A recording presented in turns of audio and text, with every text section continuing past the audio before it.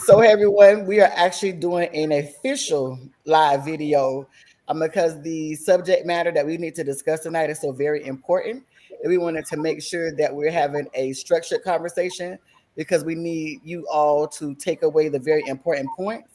And also, there'll be a few call to actions.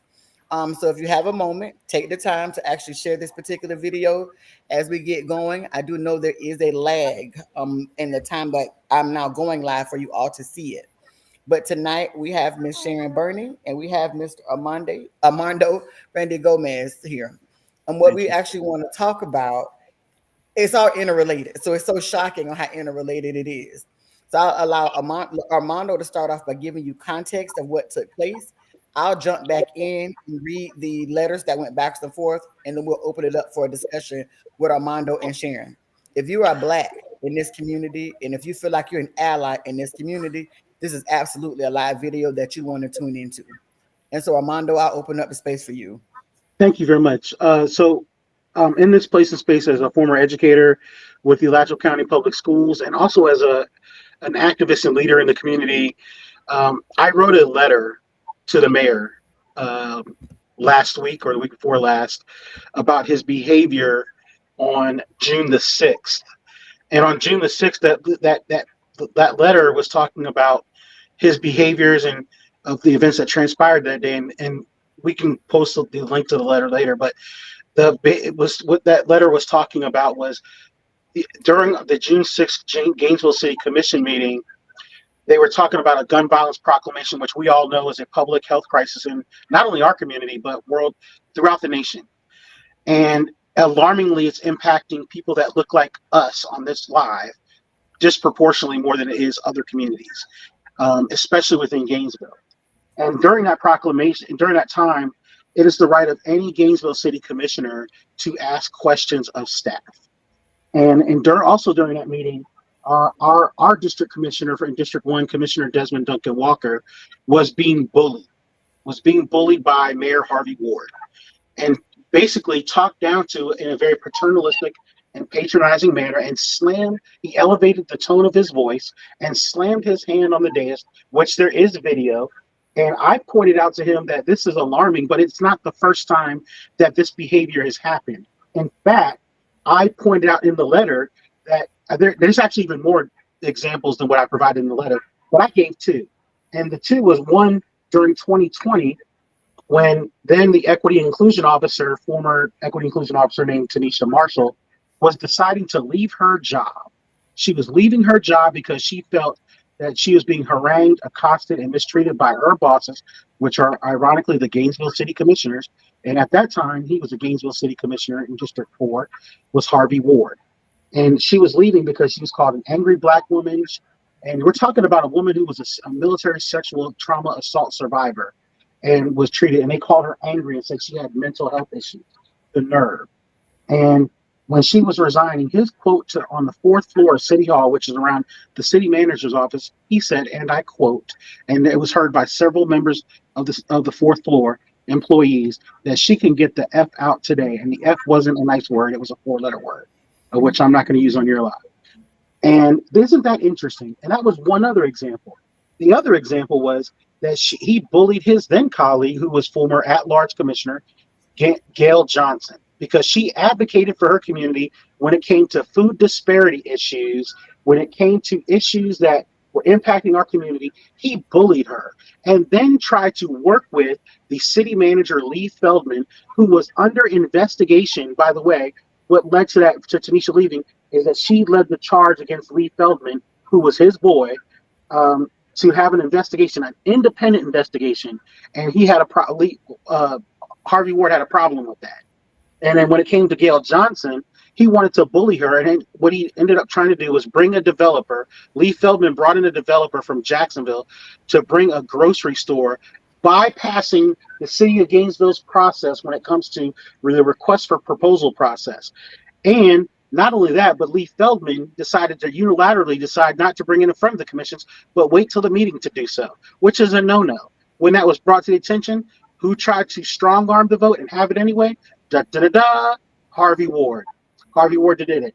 And this is the same Harvey Ward who has breakfast at Peach Valley Cafe with several members of white liberals, racist white liberals in this community, throughout this community, who are ironically backing Desmond Duncan Walker's opponent right now.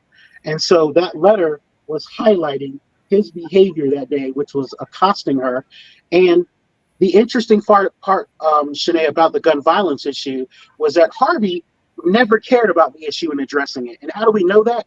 It wasn't until Desmond Duncan Walker brought up the issue that he decided, for personal legitimacy and not because of he wanted to take a leadership position on gun violence. He wanted to have it try to take the mantle and look at me. I'm Harvey Ward and I'm doing it. He didn't care about the issue. So I find it interesting that this mayor wants to bully black women, and he has a record of it. And just to be clear, and I want to address this in the forefront, I may have a lot of shortcomings as an individual. Bullying black women is not one of them. And let me be very clear to any of my folks out there, any of the people that I've held accountable, regardless of gender, all needed to be held accountable. I don't come for people until they come for me. And I'm going to always hold you accountable, and I'm accountable myself. And how do we know that I'm accountable? Because I'll give you an example. I'm accountable when I made a mistake against Gail Johnson. I owned it, not only publicly, but privately as well, but especially publicly. And I'm not ashamed to be held accountable. And these two women on this live will tell you that, because I'm not afraid to be accountable. So that's the context that led to the letter that Shanae's about to read. Thank you, Shanae. Thank you so much, Armando, for taking the time to give that context. I did drop the link to the letter in the actual chat in the comments for people to actually go back and read. So now what I'm actually going to do is read the letter that you wrote endorsing a school board candidate, Mr. Thomas Wu. And what I think interesting for those of all you who don't know how politics and things work, people can endorse in multiple races for multiple candidates. And quite often, just because I support one candidate for the city, I can support a candidate for the school board because they should not be intertwined and interrelated. And then anybody that knows me knows I'm very clear that we should be electing people to serve the people, not to serve or adhere to friendships. And we're all entitled to vote for whoever it is that we want to vote for. If you're voting for people based on track records, based on accomplishments, based on the actual things that actually matter to the people in our community. I want to say before I read this letter, we all fight very, very diligently for equity. And what that is basically for us to have a fair shake. We know that the deck is stacked. We know it's been done that way for decades. And in order to get, here's what we're trying to get with this equity, which is to even the playing field, certain things have to be set in place. And one of those things is listening to the people in the community. The reason that I value Armando's position in this is because he actually worked internally in the school system at a time. So not only being an advocate on the outside, but being someone who really worked into the school district to see how things work, to see how things were going, and actually not just complaining, but to actually work to actively make a difference, which really stands out. And we really need to, we have more people that were willing to do that. We can create that change. So he wrote, the letter he wrote to Thomas was, "Hello, Thomas. After some long and thoughtful consideration, I have made the decision to provide your support monetarily, but also with a public endorsement. My decision was deliberate and after considerable observation of how you move as a leader in the community. Below is my official statement. I want to emphasize the importance of evaluating our leaders by their actions, not just by their words. Thomas Vu has consistently demonstrated his commitment through meaningful actions. As a teacher at Lincoln Middle School, he dedicated countless hours as a math coach, helping struggling students, many of whom were Black, achieve success. His actions and words are perfectly aligned, showcasing his integrity as a leader. Thomas Vu understands the significance of engaging with communities beyond his own background, a quality currently missing on the school board. We need a candidate who can effectively address the pressing challenges facing Black children, such as the alarming 19% literacy rate and the fact that 98% of Black children in grades K through 8 are not performing at grade level in reading, writing, math, and science. Currently, Alachua County ranks 55th out of 67 districts in Florida for learning gains, among the lowest 25th percentile in ELA, and 53rd out of 67 in math. It is time to turn the page on failed leadership and elect the leader who is actually accountable and whose leadership will own his mistakes and, more importantly, will move us on a path of success. The school board needs a member unafraid to speak truth to power and advocate for Black children in Alachua County. I have complete confidence in Thomas Vu's ability to connect with our community and drive meaningful change. For these reasons, I wholeheartedly endorse Thomas Vu for the Alachua County School Board. He will have a vote on or before August 20th, 2024, and I urge you to join me in supporting him. Now, to me, and it could be just me, but it seemed very straightforward. It seemed to the point, and it seemed to align with the things that we state. Well, Armando got a response from Thomas's campaign manager at the time. So since all of this has transpired, she has actually resigned, unbeknownst to Thomas.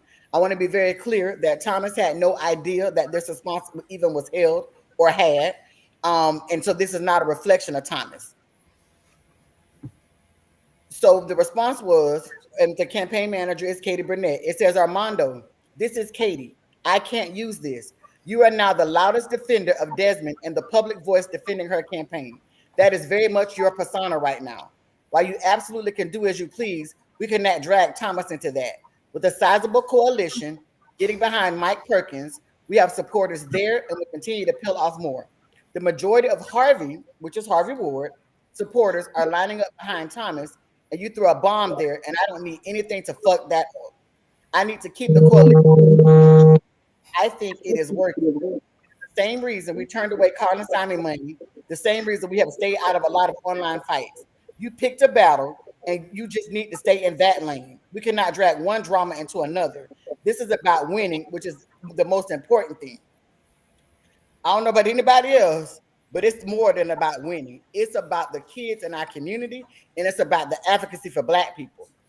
The audacity to send this response, but also the audacity openly state and be very clear that they're more consumed with winning than taking care of the people in our community.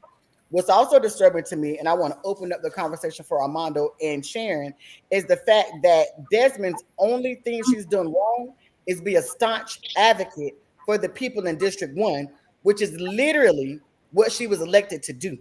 So the fact that Harvey Ward in this coalition, which states from this letter very clearly, and all these staunch supporters, number one, you went and put up a patsy, a Black man, to run against a Black woman that's not just a Black woman, because let's be very clear. I'm the person that helped Desmond win her first campaign, and she ran against Gigi, which was another Black woman. And what was my reasoning? Gigi was not doing the job that she was elected to do. That when we get people in there doing the job that they're elected to do, we should protect them. Armando stated nothing wrong in that particular letter. We had front row seat, those of us who are paying attention to the treatment of Gail Johnson. It was one of the main reasons that Gail resigned from her position and her role, and everybody was angry and upset. To be mansplained about things that you know about, and to be told by white men that think they know better than you as a Black woman what's best for your community was quite disturbing. And to have so many people sit back and watch it and not come to the table and advocate on their behalf, literally it started to mess with her mental health. And I'm clear that I'm nobody's sacrifice, and I don't want anybody to be somebody's sacrifice.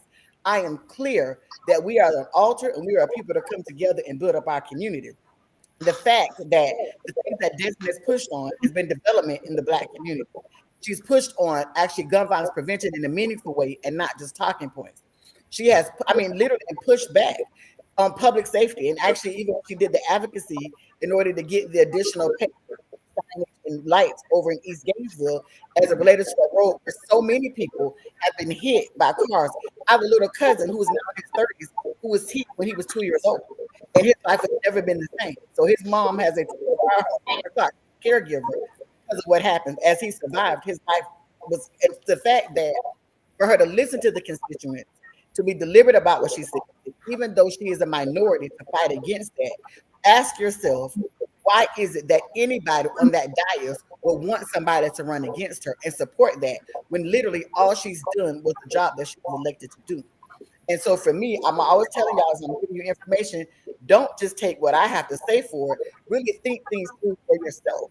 And then what's disturbing about this is, how does Desmond's campaign have anything to do with the school board campaign when literally what you did was show your hand and show how these pseudo progressives, these people that pretend to be liberal, actually mismanage and mishandle us, and especially Black women. And what's so disturbing to me, because you see people like Harvey Ward and Brian Eastman Oh, they're so excited that Kamala is the presidential candidate. But if Kamala were in their community, they would absolutely treat Kamala the same way that they treat Desmond, the same way they treated Gail, the same way they treated Tanisha, or even with Brian. The audacity of him at one particular time, because he didn't like what I said at a city commission meeting, he went and called himself telling the political director on me, not realizing that I don't report to the political director. The assumption that I, as the Black woman, was the one that had to report to somebody else. This speaks to who they are. And we want to speak to you all as a people to get us to understand why we need to rally around and protect those particular candidates that are fighting for us. I also want to be clear that in Alachua County, we're talking about the city now, but we have a Black mayor in Hawthorne. We have a Black mayor in Micanopy. We have a Black vice mayor in Archer. We have a Black commissioner over in Archer as well. We have people that we should be taking care of. We got people that are taking on the fight and they're doing it alone. Even with our school board, I'm very displeased with some of the members, but then the members that we are pleased with, we should be fighting and advocating and not sitting on the sidelines when literally the ultimate goal is to better serve and protect the people in our communities. And so I would love to turn it over to Sharon and Armando, and I want to serve more as a moderator and just filling any questions that might pop up in the chat. I think what's go ahead, Sharon. Actually, go before me because I already went. Okay. Yeah. So I just want to say that there are a few things, quite a few things that disturbed me about this email. One, I couldn't believe the audacity, the oppressive audacity in the language that was used in that email towards you. Stay in your lane, misspelling of Desmond's name, you know, and then playing out and proving what we've already known. See, this is what happens is that whenever it's time for us to talk about what we need as a Black community, and for us to address our particular community right here and right now, they always want to change the narrative. Then it becomes we, then it becomes now we want to share. But when it's time to talk about other communities, there's no need to share or explain that. So I want to talk about the culture that was created, that created the audacity to write this letter. This is a culture of exclusion. This is a culture of ignoring our community for so many years. So I've been in this community since 1989 when I came to school here, and I've always been a community advocate. I've worked in multiple organizations on campus, off campus, and in the community. I worked for a community called COPSI, the Community Outreach Partnership Center, 20 years before they decided to colonize our communities, trying to create neighborhood coalitions so that they could fight and get the money that they deserved, with some opportunists backdoored it and took the money for themselves, which is why the gentrification is steamrolling through your community. I've discussed this many a times in the community.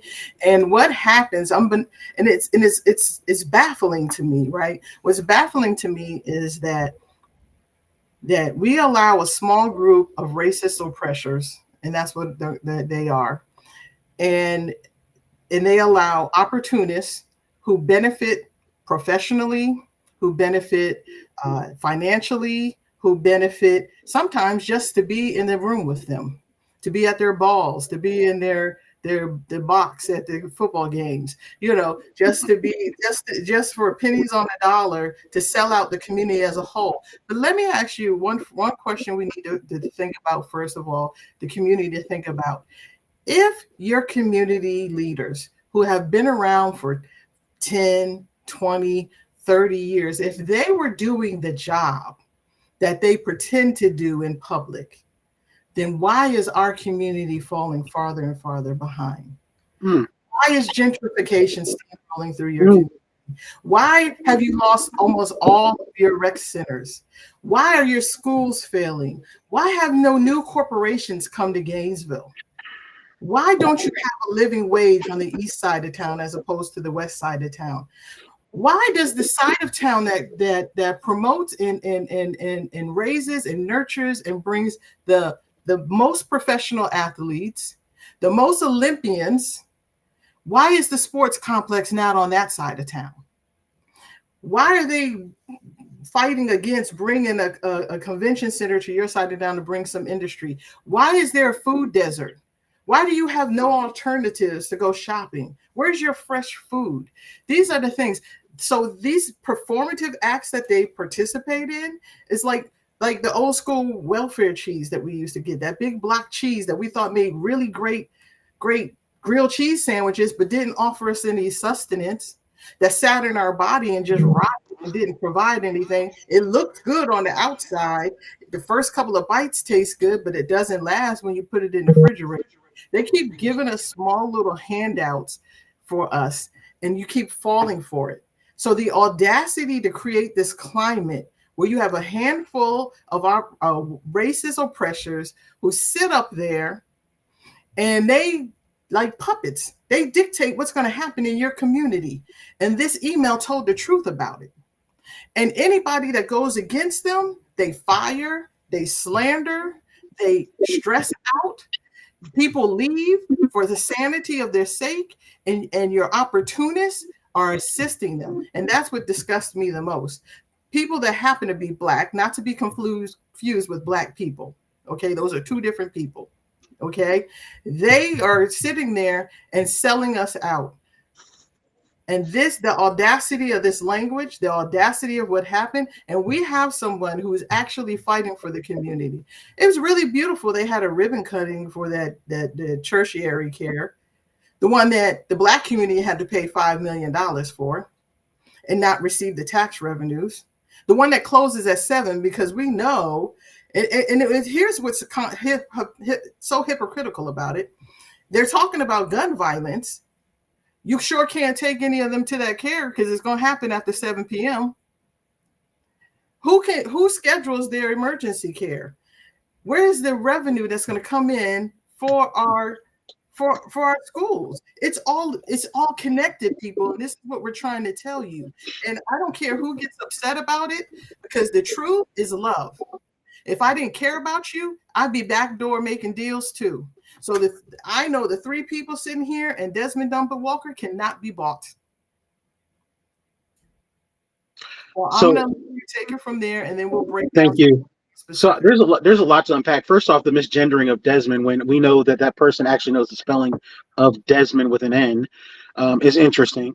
But I want to talk about Black gatekeepers in this culture, because what this is really about is what I've been saying for a long, long time, is white racist liberals, that and their leaders, and the fact that they have Black gatekeepers, some who have been former state representatives, some are currently elected officials on the Gainesville City Commission.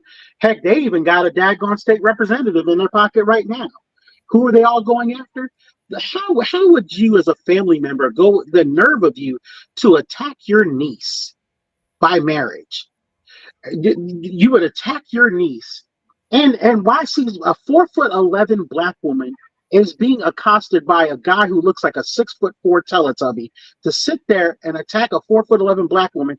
What does Auntie Maybelline do? She says, quiet, Desmond, don't say anything. That's almost akin to, what if she was being assaulted? Would Auntie then say for her to be quiet? What I need us to do, folks, you don't have to like me as a messenger, but here's the truth of the matter. The white man's ice is not colder than the Black man's. 2 + 2 is going to be 4, no matter whether I say it or a white man who you probably are going to more believe is saying it to you. Here's the truth. You're not mad at me. You're mad because what the truth is you don't have the fortitude yourself, realizing you've been hoodwinked and bamboozled by the same Black folks and the Black gatekeepers who are attacking the only Black voice on the Gainesville City Commission. Armando, as light-skinned as I am, you may say, well, I thought you were Mexican or whatever else. I think that's what Yvonne Hayes Hinton tried to tell and Evelyn tried to tell the so-called leader of the NAACP. Listen, I may be many of things. I'm a Black man. Don't let the nose fool you. Don't let the curly hair fool you. Don't let the light skin fool you. Here's the truth of the matter. I'm here for Black love and revolution, and I'm here to ride with people that are here to build community with Black people. These 2 women that I'm sitting with, I will ride with and build community with. Why? Because we know who's standing up for us and we know who's not. So here's the real deal. White liberal racists like Harvey Ward are trying to now co-opt a narrative. And he's joined by Brian Eastman and Katie Burnett. Why is that? Because that's what they do. They even put together a group called Clue. put together a group called Clue to try to co-opt the neighborhood, our communities. They want the select black. There's no difference in MAGA Republicans or the former president that's orange who used to say the blacks. That's exactly what they do. They have their blacks that they select. They have, it's like black bingo. They have this one and this one and this one. Here's what I know about Shanae and what I do respect. And we don't always have to agree because that's the beautiful thing about it. But what we do agree on is when our community is struggling. What I do know is black children are reading at 19%. That's a problem. It's a problem when I have a black man who might be a member of the same organization as me going before the school board trying to start a charter school and works in a prison industrial complex locking up black people. But we're going to trust you. We're going to trust you and a former chief of police who can barely read himself and is going to say that black people were responsible in our community. Watch this, folks. At a Gainesville City Commission, Sharon and I were at this in May of 2022 when Desmond Duncan Walker was discussing canine units biting black people. Here's a case study that I did. Disproportionately in this community, Gainesville, as small as it is, leads the national average in black people being bit. We're over 25% of the population, but nearly 90% of the dog bites make it make sense. You cannot. And if you want to sit there and say, well, Tony Jones and Lonnie Scott told me, what black person do you know gets up there on TV and says, black people are coming to Gainesville to drink? They're bypassing Fort Lauderdale. They're coming from Miami, bypassing Fort Lauderdale, Daytona Beach, Orlando, Tampa, and maybe even Ocala to come to Gainesville. You know who called BS on that? A white city commissioner named Adrian Hayes Santos literally said that's BS and actually said the word. Sharon, if I'm lying, say I'm lying. Well, I was at that same city commission meeting and I was disgusted. I was so offended about, and if you can, and you put the date at the time, you can go back and you see what happened about at that city commission meeting. But they actually, first of all, they did a presentation about the stats of crime and it went up 1%. And then they ushered in, and this was only because they wanted to get rid of the open container law. It had nothing to do with crime. They don't really care what's happening to us. But then they did a video that I called the Tale of Two Cities, because they showed the students at their parties and outside of their clubs that they get to have in their neighborhood. Well, we have none anymore, right? And they get to have their clubs, and they were a little tipsy and falling around. Then they showed us, because we have nowhere to go.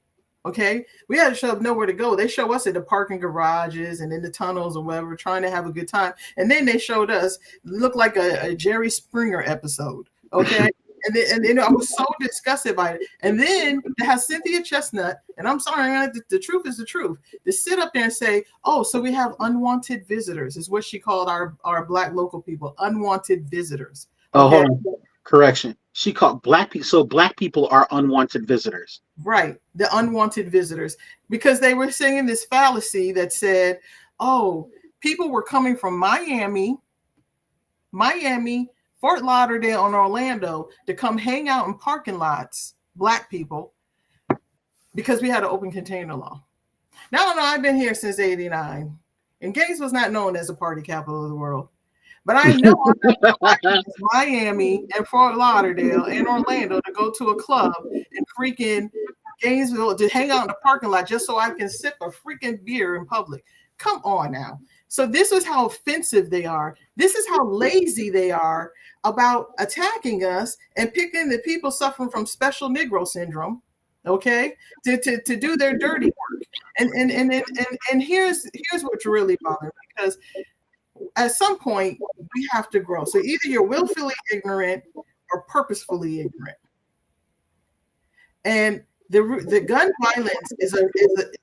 violence increases as a result of economic hardship. That's what fuels gun violence. Economic hardship, concentrated poverty, lack of access to food, a shortage of affordable housing.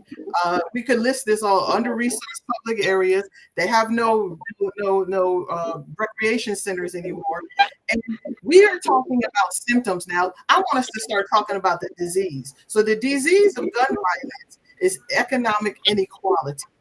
Okay, we don't have enough industry in this town. We have this ridiculous love affair of white acceptance. Let's get honest about that. And this ridiculous love affair with a university that continuously takes and takes and takes our resources in our community, does pay no taxes, and doesn't support a living wage unless you're a dean, a director, or a provost and higher. And we're not bringing anything else in here. And they're steamrolling on the east side of Gainesville for now. And I also want to interject with the University of Florida, and they hire most people as temps, so they don't have to pay benefits. So let's be very, very clear. And a lot of people think that the issues with University of Florida started with Sass being the president. Those issues were those issues long before that particular time. And I worked for the University of Florida for about 20 years permanent and about 10 years OPS. So I understand those. And I had to leave to get a living wage. And the other part with them is when they come into our communities, they steal all of our intellectual property, and then we have no rights to it. They weaponize our information and our data, and they monetize it, and then they leave and they bring nothing back into the community. Let me give you another example of that when you get done, Shanae. So another example of that. Go ahead. Sorry, Shanae. Sorry about that, sister. And they expect for us to be okay with it and basically state, you take what we give you or don't worry about it. I also want to be very clear. There are people that work for the University of Florida that are having their research and their work stolen. So Black people that are coming and doing phenomenal work, and their stuff has been boldly stolen by their coworkers who are white. And when called on it, there should not be an issue. And then most recently, even with UF Health, now that this new CEO says, oh, we're going to run it like a business, I had a very negative experience to the point they weaponized law enforcement on me. Since then, I've had 8 people come forward with the exact same thing has happened, where they basically say, they hear they're running and we're just subjected to whatever it is that they want. And there's enough on that. There's nothing that brings value to our community. We've stepped to the University of Florida deliberately to come up with solutions like a midwifery center so that Black women can actually have midwives and doulas and different things. They took the idea, they refused to do any fundraising toward it, and took the idea and stated the only way that they can get that is if moms actually come to the University of Florida, when literally that's what we're trying to prevent from, because we want better care, because Black moms are dying at 4 times the rate. So being very clear with that part. And then the only other point that I want to make, and for Armando gives you an example, is I always use the example that Desmond Meade, who is the founder of Florida Restoration and Rights Coalition, he always asks the question, do you know who Michael Vick is? No matter what room we're in, people say, oh yeah, do you know why Michael Vick went to prison? Now he went to prison for fighting dogs. Michael Vick did not go to prison for fighting dogs. He went to prison for locking dogs up in cages without food and water, which is basically like locking dogs up in cages without resources. So that's the same thing in our communities. Our people have been locked up in these communities with no resources, no way out. And when they start to kill each other, we're blaming them. But in this other scenario, we're blaming Michael Vick, which in that scenario is the system. So we need to understand that this is a systems issue. And whenever there are inequities, not disparities, because disparities is all that individualized BS from the dominant ideology. Inequities speaks to the system. Whenever there are inequities along the lines of race, one of 2 things is true. Either there's something wrong with all Black people or there's bias in the system. We know number 1 is not true. And then I'll give it back to you, Armando. So a couple of things when it comes back, because this is really important to talk continually about what white racist liberals do, right? So back in 2017, when Deborah Bowie was the then chief of staff to the city manager, there was a proposal, because I was on the GCRA at the time, and it evolved from it was a derivative from the former East Side part of the development. It was combined into one organization. And the CRA used to be an arm of the Community Reinvestment Agency, which is a federal agency for help redevelopment. Well, I part of a proposal to do redevelopment on 8th and Waldo, the 8th and Waldo Road project, not the iteration that you see from Cynthia Chestnut. I paid for hydrological studies, engineering studies, and I paid for it out of my own pocket. Why? I had renderings done, went and saw what we could do to reinvest that area. What was that? Even Lee Feldman at the time was supportive of the idea. What happens? White liberals get involved, and their hatred towards not just me, but really Black people. What's embodied in Katie's letter? Look at the hatred and the vitriol coming from her. She embodies what is the problem. The problem is we teach people how to treat us, right? And we also We also believe people when they show us who they are the first time. She is doing exactly what her boss does, Harvey Ward, who's her friend. And there's a lot of candidates she's running on school board. You can't say you're an ally to Black people when you're advocating for one community, but Black people. So I don't care if you're Sarah Rockwell. I don't care if you're any person. Don't tell me when you say you're an ally and you say you're to another community like the LGBTQ, but you weaponize it and attack the Black library director and Black children are being attacked and you say nothing. So here's the deal, Shanae, what's interesting is recently we had white liberals coming out and attacking the Black library director, attacking her, calling her homophobic. Who was joining in the fray? Cynthia Moore Chestnut. What happens is how do you say you're an ally to the community, but you can't get the acronym correct?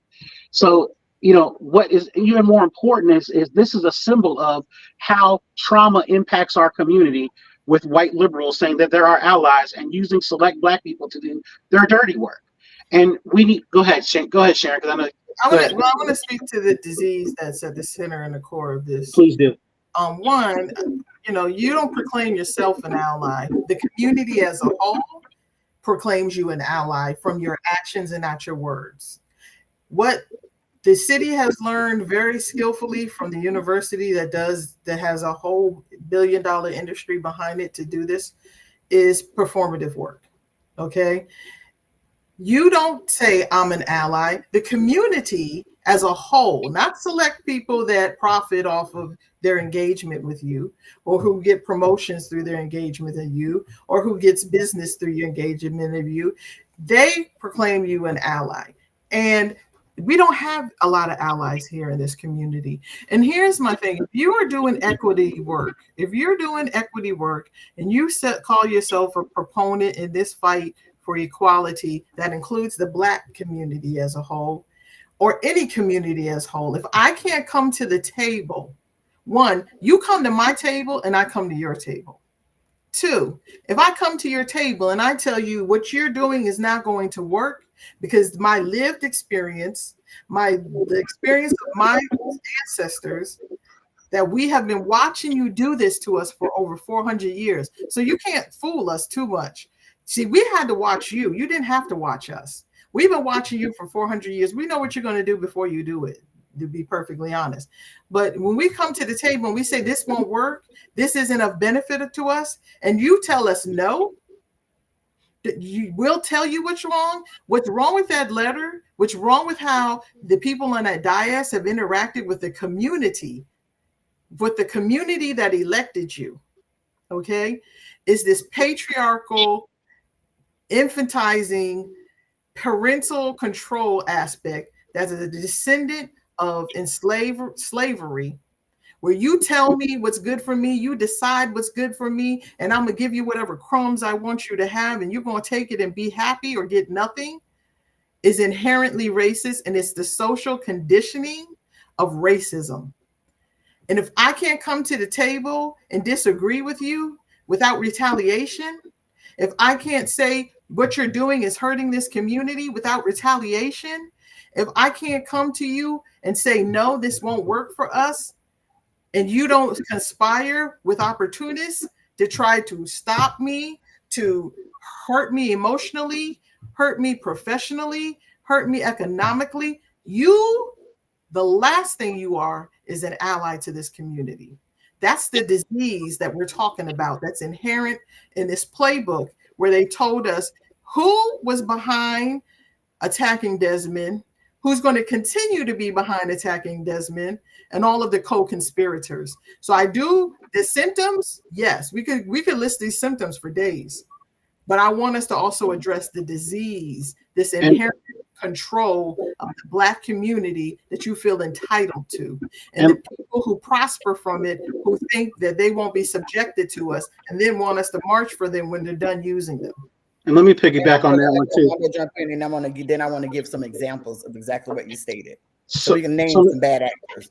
So some examples, we can look at the donation list who's backing the candidate against Desmond Duncan Walker. And I don't want us to just stop there, because it's interesting whether you don't get any hiding because you happen to be pastor or reverend in your name, or you get to, there are a lot of people, even in industry, One of the former candidate that just was unopposed, who put a fake person in the race to run against her that wasn't even a real person, raised $25,000 in a fundraiser. Look at her fundraising list. Who's now attacking Desmond Duncan Walker? So Harvey Ward has conspired to attack Desmond Duncan Walker. Ask yourself why. We already know why. The answer is it's part of white liberal racism. What it is that they want to control who is our leaders. We need new leaders. We need new leaders, and those leaders are not. Oh God, Cynthia Moore Chestnut is not a leader simply because you shifted how you talk. 1 minute you're talking like you're a 90210, and now you want to talk like I don't know how you talk, but. You can't say you want to lower language. I want to go back to Harvey, and I want to give 2 examples. And I wish I can get the names, but there was a former Black woman who was the principal over at Glen Springs Elementary, and the reason that she was removed from her principalship was because of Harvey Ward. He led the charge, not because she was not doing an adequate job, but because she was not showing favoritism to his daughters. That is very, very proven. Additionally, since you released your letter, multiple people have come through to let us know that Harvey's father has a trailer that is somewhere near Grace Marketplace. They're allowing women to stay. His dad was allowing women to stay in the trailer, and he started that the women would have to start cleaning up the trailer, and then started to give him sexual favors in order for them to stay or be evicted. And so 3 separate women came forward, and because they were people that were homeless, they were intimidated and made not to feel comfortable to come forward. And so that's rape culture. So that's extremely disturbing to me. And to know those 2 very, very staunch examples from very, very reliable sources is not a far cry. I also want to highlight, we have Raina Sacco, who they all support. They're allowed to do whatever. So first, let's talk, because then that was what it was too. So some of our people were trying to justify they fell out with Desmond because she was missing commission meetings. But everybody knows that Desmond's taking care of both of her parents and also her grandfather. We all know this. I know if I haven't talked to Desmond and I'm aware of this, I know her colleagues are aware. And running a business. And exactly. And having to do all of these things, but yet still fighting her ass off for Black people. So that's disturbing. But then Raina has big meetings and stated that she does not want to. Raina has sat in a commission meeting and told her she needs to go change her tampon. Raina has flicked off the firefighters because she didn't like them. Raina has literally ran Cynthia over to the point that Desmond and assaulted her. Yes, talked about the actual conduct.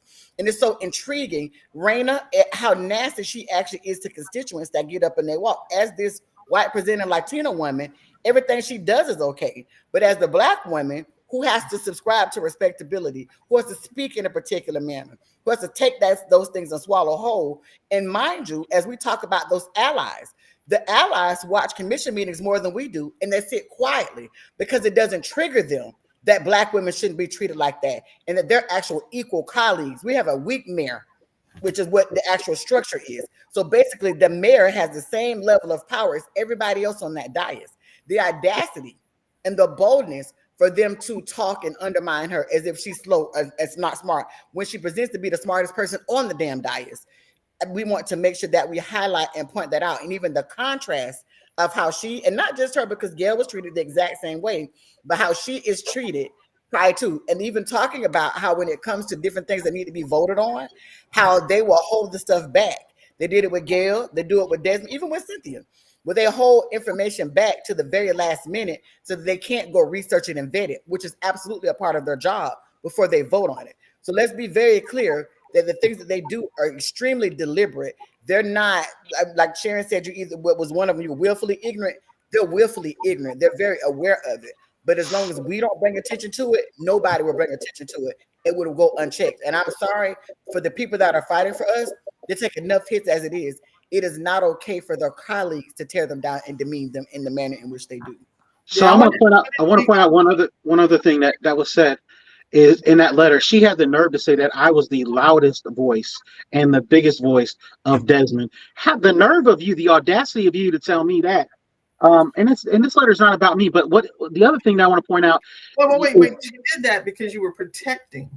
See, they don't feel that we should protect. They ran, and I want to point it out that they ran Gail off the dais, and they're trying to run Desmond off. And anybody who is protecting of the community and as a member of that community okay, without privilege. So you can say I am a whole East Side boy or whatever you want to say. You have a privilege that we don't have. They're And not even with speaking Gigi, these Gigi was dogs clear on she you and couldn't get her job done because of them. So let's be I, clear. I want to. Even with Gigi, she said the same thing. I also want to shed something else that happened. The Florida Democratic, this letter was sent to the Florida Democratic Party, right? I happen to be the acting president of the Alachua County Democratic Black Caucus. I am here representing as an individual and not anybody else, but I'm here as an individual tonight. But what I want to point out is the Florida Democratic Party is complicit. Why? This kind of behavior also happens there. How do I know it? I've seen it. So the people like that are our chair, Nikki Freeze, and what's shameful is we accept crumbs from white liberal racism, and it's been disgusting. The fact that we have people that are having to choose, Shanae, whether to put food on the table, paying their electric bill, choosing to do things with their families, that's a bad choice. And we have plenty of issues as Black community than to be fighting each other. So what I'm asking us, the solution here is we need to stop being hoodwinked and really come together. And we need to also, when we need to take our trash to the curb in our community, we need to do that. But here's the other solution is, I am unapologetic about protecting, defending Black people, regardless of gender, because that's what I'm going to do. And if it was Shanae coming at him, rest assured, she knows. I told Shanae when they talked, I said, let me know where you are because I'll be down there for the bail. And they threatened her about Raina. I did say that to you. My thing I is, don't back down. They just go up in their face. oh, I know, and I was right. Yeah. But listen, I want to be clear that this problem is also a state problem. So it's really interesting that we have Kamala, and all of a sudden we want to unite. Don't be fooled, because Kamala is also embodied of somebody like Desmond, and for a man like Mike Perkins to allow himself any shit, that's a choice, to be used by racist white liberals says a lot about him and not a lot about Desmond. And if he could have run in the other open seat. He could have run in the other open seat. He absolutely could have. And that's by the way, that's how we know it's strategy. That's how we know it's strategy. I don't want to, and I want people to walk away with this. First of all, we are the creators of language, of science, of everything. Of it all. Whatever you need, we have it. The talent is here. The talent is right here. Don't let them fool you, because if they couldn't colonize and appropriate off of it, there'd be no need to stifle it. If they didn't know the greatness for which we have right here, if they didn't know, there's a reason why that historical trail is now being put through there. It's called gentrification. Let me just say this. But we have been trying to get the heritage trail in that community for 20 years. Black women, okay? I'm from Richmond, Virginia, where Monument Avenue was, where you saw the big people taking down the Robert E. Lee. That Monument Trail was created way after the Civil War. It was used to gentrify that community. Those are $1 million homes in Richmond, Virginia, where Monument Trail is. And they wanted to make sure, because what was happening is Blacks were moving all around there. They wanted to keep the value of their land. The land is more important than the building on it. To raise the tax market and passing, you can't get on Monument Avenue right now unless it's passed down to you, because they're multi-million-dollar homes. So we have a whole town that's full of these 10-story piece of crap student luxury apartments. And then right next to it, we have Seminary Lane and Fifth Avenue. And now that it's been gentrified, okay, now that these liberals are putting their houses in there and their rental properties in there and putting their Black Lives Matter sign on the front, now we want a heritage trail in there, because that brings up the value. That ensures that they can't put no more houses in the middle of those you're going to maintain the archaeological look of that neighborhood, and the property value goes in. The same way where the Roosevelt Williams Center used to be a place where our kids could go for after school care and run around and play. Now you can't get on the dance floor because they want to have folk dancing in there. And they determine when you can come and when you can leave. That they are going and telling our community members that the music in their churches are too loud, sending the police. The last holding bar in Gainesville with Fletcher's was now taken from them because they harassed them about a year. These are the same people who are then telling you that they're allies. And what I'm trying to say to you is that we don't have to sell out. We just need to understand how valuable we are. And we need to ask for our worth, that we need to get our tax dollars. We don't need any more performative events. We need economic stability. We need industry. We need rec centers open back up on our side of town. We need the Boys and Girls Clubs that were inequitable to begin with to look like they do on the north side of town.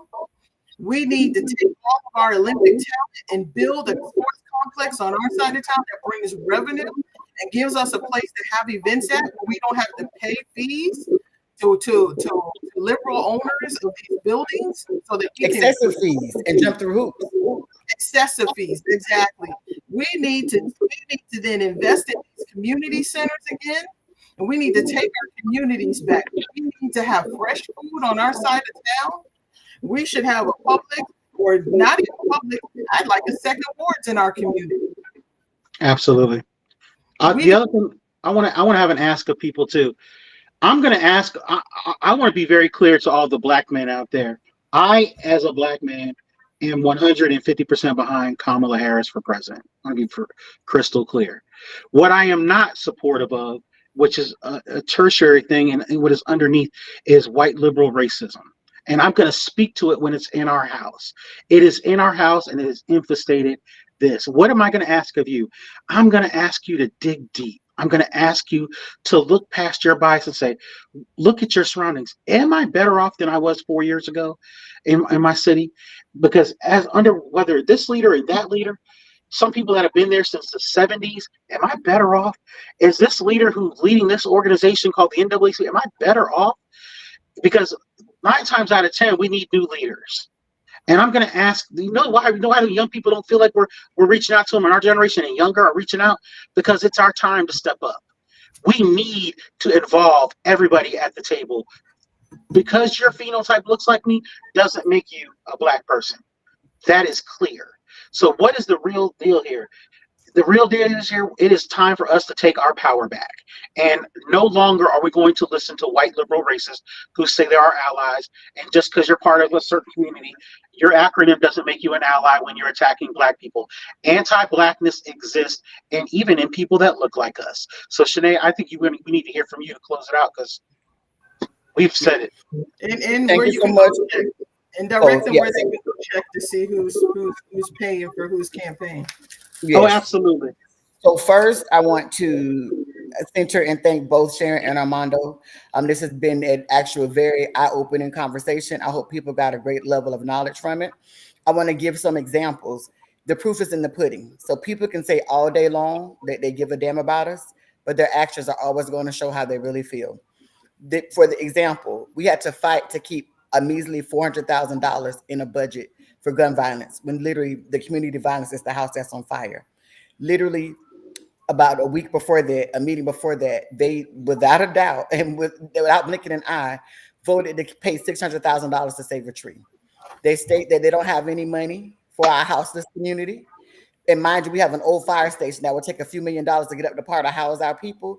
Literally, they stated there was no money. And the next thing you saw them do was allocate $2.5 million for an additional event space. They took money out of the heirs property fund, which is primarily for us, because that's the areas like Seminary Lane, which are Black people's money. They did not, on purpose, do an actual campaign. It's very easy to go and find out who owns heirs property. I can do it. Like literally, you go and you can look and see who actually has back taxes and things to help those people to get and maintain their family property. They pulled money out of that fund in order to give grants to downtown businesses, which are white businesses. So all of these things are done right in front of us. They do things to check a box. There's no deliberate community engagement. They've actually changed the commission meetings where they're less accessible by doing them 10 a.m., knowing that people are working. They've shut off how you can actually engage in the particular process. So their mouths can say whatever you want them to say. Their actions are very clear about how they don't care about us. And that's just what that is. We have to challenge ourselves, challenge our thought processes, and understand that we elect people to serve us as a people, not to elect our friends.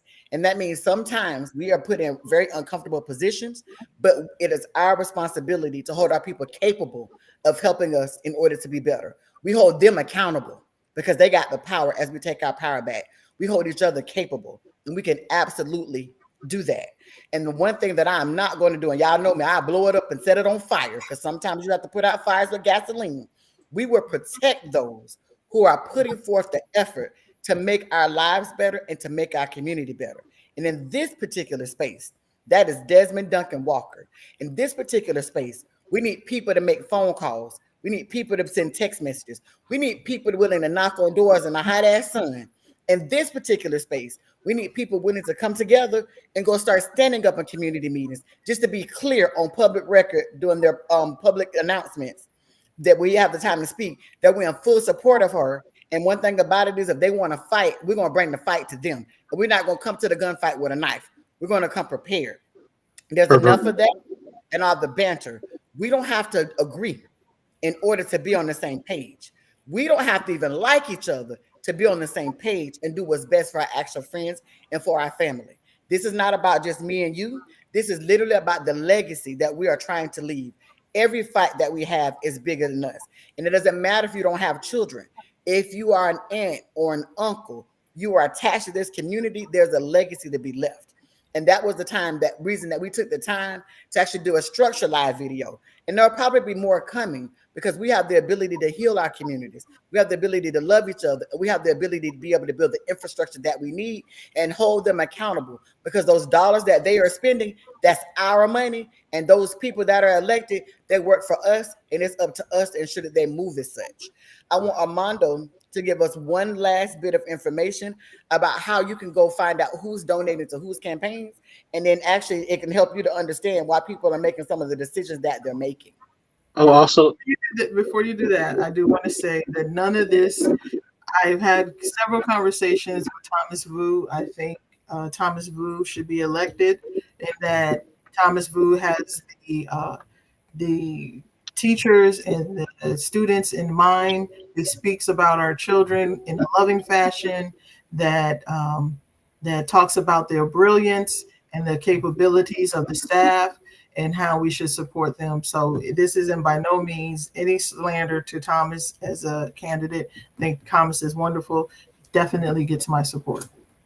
also, I second that. I will be supporting and voting for Thomas very clearly, in spite of what others try to do. He is very authentic, and again, none of this is reflective on him. We saw how he moves, and what I said in that letter, I stand by every bit of it. So an example of how you can find it. First of all, you go to the Alachua County Supervisor of Elections page, click on the menu link, find campaigns, the drop down, click on candidates for office, click on that, and it'll bring a drop down menu of everybody that's running in this election cycle. You can select the candidate and look at who donates them based on particular reporting periods, June 1st to June 14th or June 1st to June 28th. And then you can look at everybody in that time period that's donated. Particularly what I would like you to pay attention to is not only going to Michael Perkins's page and look at all his reporting period, go to Cynthia Moore Chestnut's, go to his page, go to James Ingles' page, who Harvey Ward recently attacked Fareed today, by the way. That's another thing we can all talk about later. But go to all these people. They're all in bed with each other. I mean, look at who's who. It's not hard to figure out. So, ladies, thank you so much for being here today. Drop some money and support Desmond too. Oh yeah, thank you. Yeah, I was definitely going to end with that. And so he mentioned Fareed. Fareed Johnson is also running for an at-large seat, and definitely, for me personally, I know I'll be putting together a list of candidates. You know me, if I'm putting together a list, not only is Fareed well-spoken, Fareed has put in the work to sit on the various boards to actually try and enact a major difference. And let me be very clear, because we throw that word progressive around a lot. And so their deal is, well, James is more progressive. Progressive for who? So the thing that I know and understand about Fareed, that's why I hate using words like progressive. It made my tail ache. Because when we throw those around, people automatically think that's who you should vote for. I'm very deliberate, and I'll tell you this, I'm Black. I start there because that's the first thing that you see, are the people who are willing to put forth the effort and the work in order to be able to close those gaps. Those are the people that we need.